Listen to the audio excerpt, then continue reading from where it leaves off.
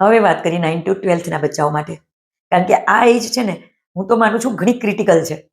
કારણ કે આ એજમાં બચ્ચાઓ ખુદ પણ ડિસિઝન નથી લઈ શકતા અને માત્ર પેરેન્ટ્સના ડિસિઝન પર પણ ચાલતું નથી.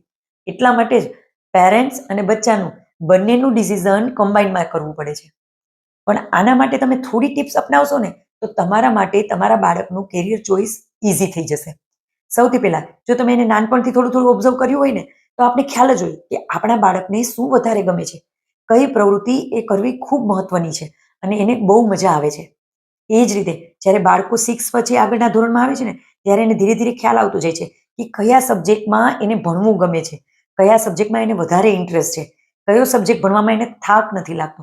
આ બંનેનું કોમ્બિનેશન તમે જોશો ને, તો એનું સ્ટ્રીમ ડિસાઇડ કરવામાં તમને ખૂબ ઇઝી થશે. જેમ કે કોઈ બચ્ચાની લેંગ્વેજ ખૂબ સારી છે, એને હિસ્ટ્રી પણ ખૂબ ગમે છે, તો એને તમે આર્ટ્સ સ્ટ્રીમ ડિસાઇડ કરી શકો છો.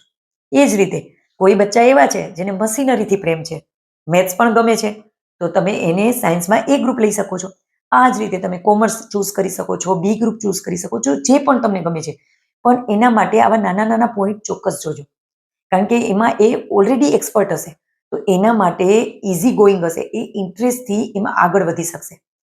અને બાળકો જ્યારે ડિસિઝન લે છે ને, એ ત્યારે ટેમ્પરરી બેઝ ઉપર જ લે છે, એના ફ્રેન્ડ્સની ચોઈસ કે એના સબ્જેક્ટની ચોઈસ. પણ જ્યારે પેરેન્ટ્સ ડિસિઝન લે છે ને, ત્યારે એ પણ એ વિચારે છે કે એને આગળની લાઈફમાં એ કઈ રીતે એની લાઈફસ્ટાઈલ હશે. કારણ કે એની પ્રકૃતિ પ્રમાણે એની લાઈફસ્ટાઈલ હશે ને, તો એને તેમાં રહેવાની, કામ કરવાની અને જીવવાની પણ ખૂબ મજા આવશે. તો આવા નાના નાના પોઈન્ટ થોડા થોડા ધ્યાનમાં રાખી અને બચ્ચાઓ માટે કેરિયર ડિસાઇડ કરજો.